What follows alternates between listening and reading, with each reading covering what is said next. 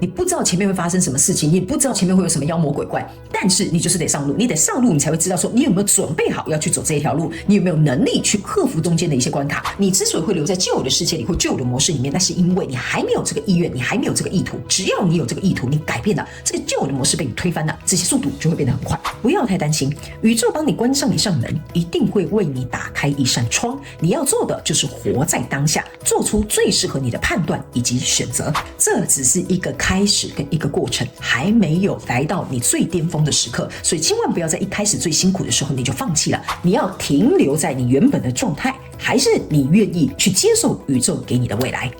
？Hello， 牡羊座的朋友们，大家好，我是 Jen。今天这个影片是要给牡羊座的朋友们的技能量运势牌卡解读哦。那技能量运势牌卡解读没有任何时间上面的限制，所以如果你不是在我们首播的时候看到这一则影片的话呢，我会建议你以当下的季节为主，或者是前后推敲3个月的时间，通通都可以。影片下方资讯栏有详细的影片使用说明。那当然，我也相信什么时候看见就是最适合你的时间，所以你也可以不需要拘泥这些时间点，去享受这些讯息要为你带来的协助就可以了，好吗 ？OK， 好，那我们一样呢，在今天的技能量运势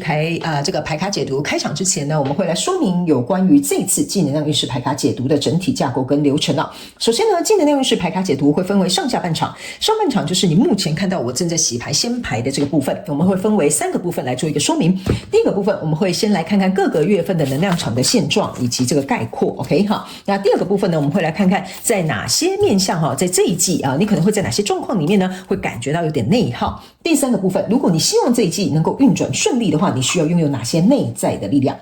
？OK， 好，那紧接着我们就会进入到下半场的延伸牌卡解读。那在下半场延伸牌卡解读，我们会有更详细的说明跟分析，会分为5个面向。首先呢，也就是各个月份的能量场呢，我们会用宇宙验证牌卡来验证我在上半场跟你说明的这些状况之外呢，还会来看一些症结点、细节或者是可能会发生的事件。第2个部分，我们会来看看各个月份需要哪些改变的一些模式哈，就是说你有一些旧有的模式是需要调整跟改变的，各个月份我们也会来稍微剖析一下。那接下来在第3个部分，我们会来看看各个月份你有哪些可能会遇到的卡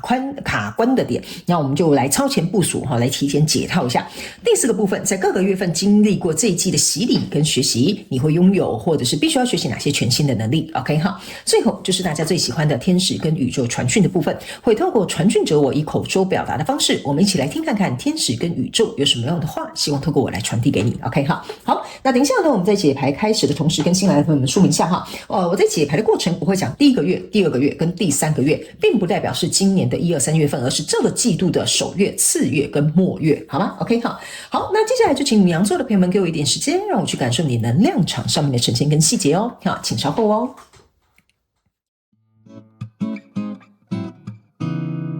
Hello， 大家好，我是Jen，非常感谢所有愿意在影片下方留言反馈以及按赞分享的观众朋友们，因为有你们的支持，才会有我的存在。所以如果呢，你还想要收听更多不同多元丰富的精彩内容，请你一起来收听我的主题广播节目，以及订阅我的电子报，就会收到最新的第一手消息。那如果呢，你还有其他的问题，也欢迎你点开影片下方的资讯栏，就可以找到所需要的答案。接下来就让我们一起来收看今天精彩的影片内容吧。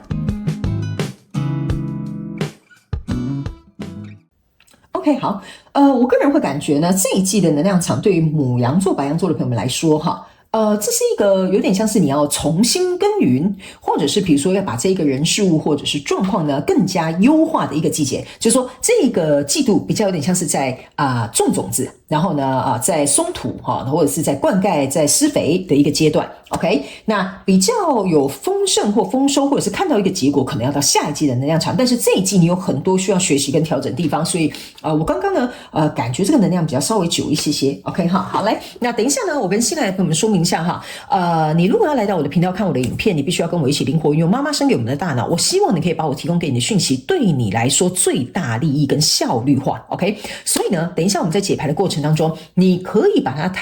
套路或者是带入你现在目前正在交手的相关状况、人事物、事件、梦想或目标，甚至是关系还有投资项目都可以。OK， 时间、性别没有任何限制。角色可以进行一个互换。OK 哈，好来，我们就来看第一个月。首先呢，第一个月你抽中的是权杖7，抽到的是权杖4，抽到的这个是钱币6。OK 哈，这3张牌卡在你第一个月份的能量场哈，权杖7加权杖4象征的就是权杖1。所以我个人会认为呢，在第一个月份呢，你所交手的这个人数哈，是来到一个起点，比如说好像我买了一块地哈，你看我终于成为了一个。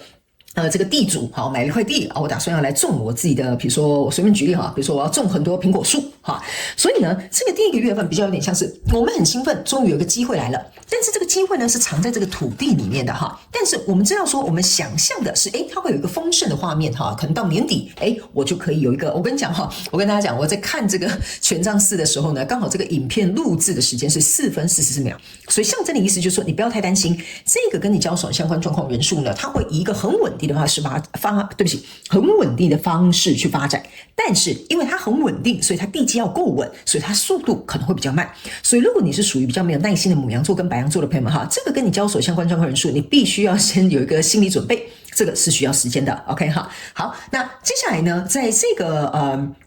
钱币这张牌卡虽然是钱币6哈，但这边是只有3个钱币，3个钱币呢埋藏在这个土地里面的意思就是说，这个契机、这个合作、这个发展，它需要有一点时间酝酿。所以呢，虽然我可以看得到这个大画面、这个大蓝图是会有一个丰盛的状况当中，但是呢，在这个权杖7的过程里呢，你注意看到这边是有3个权杖3 ，OK， 这个权杖3的意思就是我要朝向一个新的方向，我要去耕耘，我要去努力，我可以看到这个大画面。但是我觉得牡羊座的朋友们，你本身也是做好心理准备的。例如，假设我再举个例。你们就灵活套用在你们状况当中哈，就是说你终于呢辞职了，我要去做一个创业，或者是我要斜杠 ，OK， 我可以看得到这个是非常有市场的，我投入的这个赛道是很正确的。但是因为我刚投入嘛，我才刚离职嘛，我才刚开始斜杠嘛，所以呢，我要找到比如说有人来跟我业配啊，有人来跟我合作啦，有人来跟我谈一些洽谈其他的商机啊，是需要时间做一个酝酿的。但是我可以很清楚很明白，这个就是未来我要的一个走向。可是因为这才刚开始，所以这个权杖7意思就是说，这个要去捍卫这个成功或获得这个成功，它需要有一点时间。所以这个权杖3象征的就是说，它才刚开始，所以呢，你目前暂时看不到，但你对于这个交手相关状况人数，我个人感觉你心里是有期待，或者是乐观，或者是比如说你自己是有计划的，好吧 ？OK 哈，所以来到第2个月份的能量场呢，你抽到这个是世界牌卡，抽到这个是宝剑2，抽到这个是权杖国王。OK， 那这3张牌卡呢，我会感觉走得比较慢的牡羊座或摩羯座的朋友们呢，对不起，牡羊座跟白羊座的朋友们呢，你呢，可能我觉得这个是我想解释给你听哈。某部分的人在第1个月，如果假设以创业来讲，你可能第1个月就出发；某部分的牡羊座跟白羊座的朋友们，你们在第2个月份才会出发。应该是说，第2派的牡羊座的朋友们，就是你看到这个画面，好，我决定要辞职了，好，那第2个月我就离职了。但是我觉得这个程度占一半一半哈，这2派的人嘛，大概占一半一半，所以有的人是1月份，有的人是第2个月份才出发，所以你可以自己把这些能量场稍微往后顺延或推一下，好不好 ？OK 哈，好，那来到这里呢，这边是一个世界牌卡，这个世界牌卡象征的意思就是说，旧有的世界它已经要结束了，对不对？我想要去创造我一个新的世界，因为我已经能够看到这个丰盛的事件会来到我的生命当中。但是呢，我必须要提醒牡羊座的朋友们一件事情的意思就是说呢，你看到的、你想象的、你乐观的、你期待的，它没有错，它都是好的一个画面。可是呢，为什么我会说你在这个季度要学很多东西的意思，就是说人生不能只活在想象里面，你要把这个想象或你思考的这些东西化作现实在你的生活当中呢，这中间是有非常多你必须要身体力行的一个过程。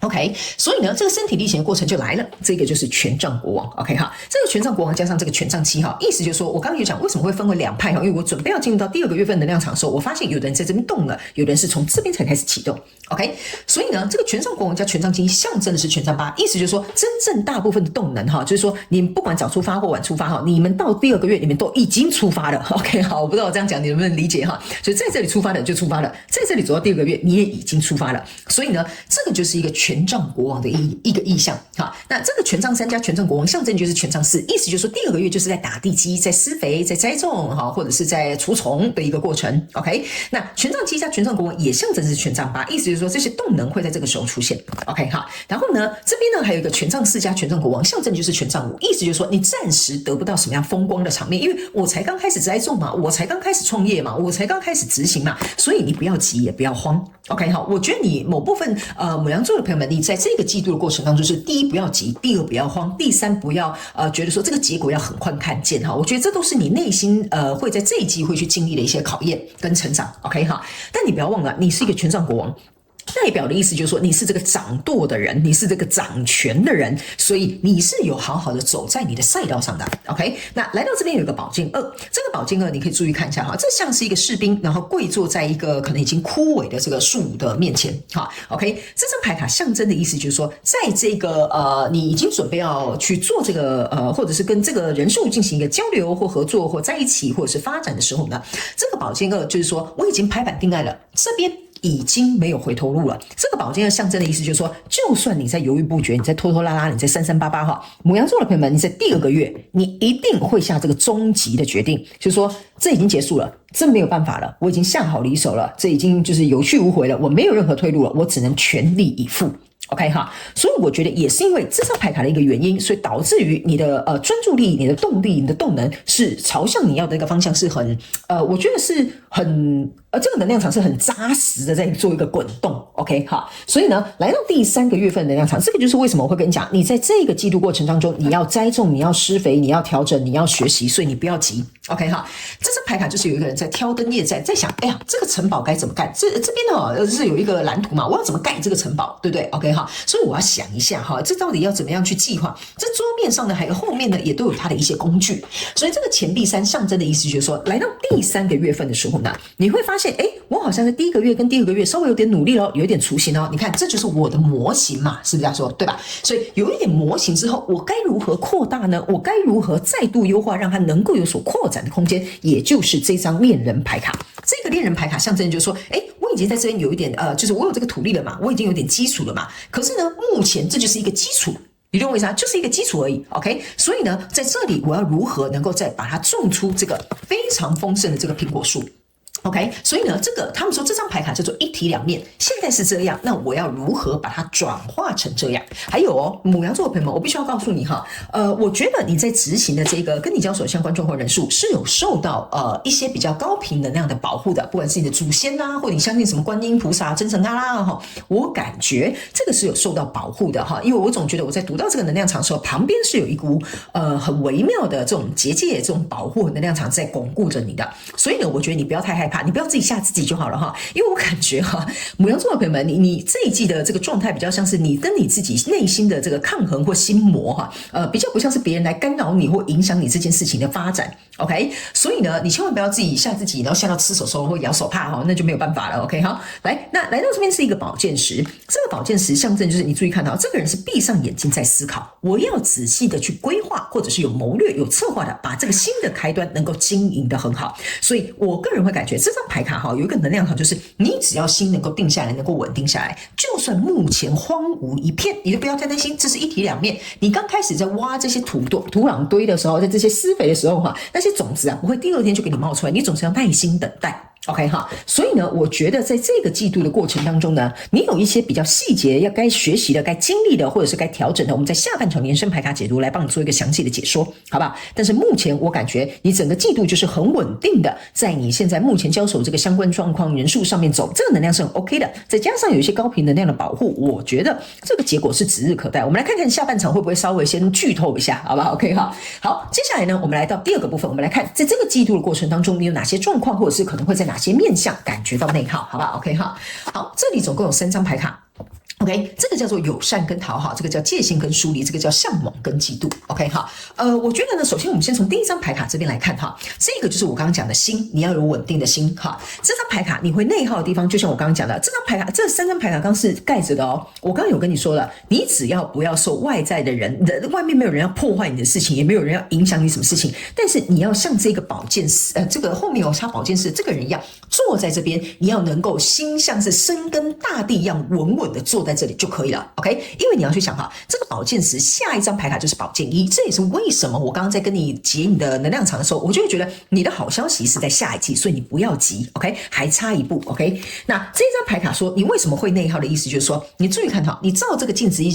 思就是说，哎，我现在转职了，我现在创业了，朋友可能就会来问我说，哎呀，牡羊座的朋友们啊，你不是转职了吗？你不是在创业，你不是在斜杠吗？啊，现在有没有搞出一个名堂来啊？哈，你现在就有点像是照这个镜子看你自己说，我现在长到哪里？了？我现在长什么样子了？事情进度是如何了？所以当有朋友来问你的时候，你的心的稳定度会受到影响。他们没有要什么笑你，也没有要说什么说啊，你看你好笨哦，做了一个这个什么错误的决定。他们没有要这样，他们可能只是好心来去问问你或关心你哈，你却会因为我所看到的表面的样子而影响你内在的个心稳定的程度。OK， 所以他们说这个东西就会让你内耗。OK， 所以如果你能够稳定下来说，没有啊，现在就刚开始嘛，前3个月怎么可能会有什么成绩？我现在就是在规划，在做一些计划等等之类的。我可以跟你们分享哦，我最近进度到哪里哈？那这个东西它就被转换过去，它就不会成为一个内耗的一个状态，好不好哈？所以这个部分我要告诉你，不要为了面子，不要为了比如说讲一些大话哈，或者是比较因为别人关心你，好，你就有一种防备心升起，或者是比如说就会觉得说现在好着急哦，你看别人都在关心我了，可是我还没有做出什么东西，这个就会让你内耗哦。OK 哈，那来到第2个部分，这个是界限跟疏离，他没有告诉你哈，某部分牡羊座的朋友们，你在做的这个转变或改变，或者是调整，或者是投入了一个什么样新的项目的人事物都无所谓哈，你的状况呢，你一定要记得。如果有人是没有办法支持你现在正在进行的这个东西 ，OK， 他们必须要跟你保持一段距离 ，OK， 你不需要疏远他们，但是你可能要跟他们有一个安全上面的距离，不然你会感到很内耗。为什么？比如说你现在就在创业，你妈跟你爸一天到晚就问说，你现在最近生意做怎么样？到底有没有赚钱？有没有客人呢？那你还要继续做吗？哈，类似这样哈。那他可能是关心你，可能是紧张，可能担忧，可是他内心可能也是支持你。可是这些人，他可能没错。支持你，但他没办法理解你的那一派的人，那你要暂时跟他保持一个距离，因为你必须要花费你的精力去跟他们解释，你必须要花费你的时间去跟他们说明，这个东西就会让你很内耗，好吧 ？OK 哈，好，来，接下来这张牌卡是向往跟嫉妒，这个就是我要告诉你哈，因为你有可能目前要去做的这个，比如说在经营的这一个关系，或要去投入的这个项目哈，这个是可能这个赛道不可能没有人嘛，一定会有人存在，最起码也要有1-2个同道中人嘛，是这样说。所以在这个过程当中，你会觉得说，哇，他们已经走那么远了，你看他们已经在这边这么成功，又这么有名声了，我也想要像他们一样，可是我现在根本没有办法，因为我才刚起步。OK 哈，这个自我怀疑跟对别人的这个成绩或别人的这个表现的这个向往跟崇拜哈，也会让你内耗哦哈。但是这个内耗它其实是可以被正向使用的。只要你是正向使用，那就没问题。就是说，我以后一定要跟他们一样，因为我就是看他们这样子成功，我就觉得这个赛道是可以经营的。如果你是反过来说，哇，他们已经做到这里，我只在这里哈，那这个东西就会让你内耗，好吧 ？OK 哈，好，来，接下来我们来看，如果这一季你要所有的事情顺利的转动，你需要具备哪些内在力量？哈，那新来的朋友，我先跟你说明一下哈，我不是一个按照牌阵、牌意解牌的人，我是按照这个能量场去做一个像是能量场翻译给你听哈。我觉得呢，在这一季你要能够让这些事情顺利转动的意思，就是说呢，我要怎么讲呢？就是说你要能够维持你的初心。OK， 我知道我讲这句话你会听起来很像废话 ，OK 哈，但是我要告诉你的一件事情就是，如果你现在正在做这个转变跟投入的这一段关系，或者是想要去创造的一个什么样的事情 ，OK， 他们说初心是最能够带给你动力的，因为只要一旦你违背初心或者是离开你的初心，你就会开始失去方向。失去控制，失去你为什么在这里的原因。所以这张牌卡是要告诉你，你一定要紧抓着你的初心，或者是把那个初心用 A4 纸列印出来贴在你的墙上 ，OK， 好好的记住它。然后最重要的是，你的每一个步伐都要跟着这个初心去发展，然后呢，或者是跟着这个初心能够去做一个衍生 ，OK 哈，因为这个羽毛给我有一种感觉，就是这个有点像是这个羽毛中间这个梗就有点像是一个骨干，那旁边长出来这些东西，虽然呢它是往左往右，可是呢它是按照这个骨干去长出来的，而且旁边有这些星星，象征的意思说，只要你不违背这个初心，不偏离这个初心的话，你所做的这些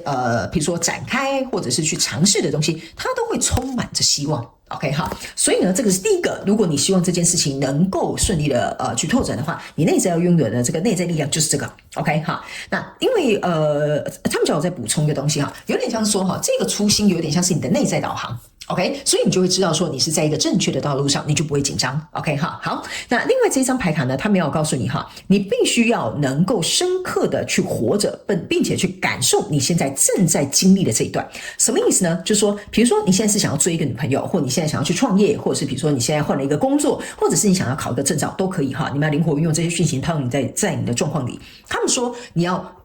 用力的去活着的意思，就是说好，今天我从10点到下午5点，我这7个小时我就是要认真读书。我中间不吃饭哈，还是要吃饭哈，我只是举例给你听，就是说你会很有动力，你会付出行动，你会让你的言行合一。他们说，只要你能够让你的言行合一，还有初衷不背叛你的初衷，他们说光是这2点就会让你在这一条路上稳稳的走下去。OK 哈，所以这个是你内在要具备的一些力量，所以我才会跟你说，你这一季哈，说实在，从表象来看，你的牌卡没什么好解的，就是你在做一件事情，它就是一个前置作业，但是你最重要的东西是在你的内心里面下功夫，所以我们要在下半场延伸牌卡解读来进行一个详细的分析，你会更加的了解，好吧 ？OK 哈，好，那接下来呢，我们就要进入到下半场延伸牌卡解读。那下半场延伸牌卡解读，我们会分为5个面向，第一个，我会用宇宙验证牌卡来亲自验证刚刚我要跟你讲的这些讯息跟内容，还有能量场跟一些症结点细节或者是事件 OK 哈。第2个部分我们会来看各个月份当中你有哪些要改变的旧有的模式，可以协助你在做这个拓展或你要去投入这个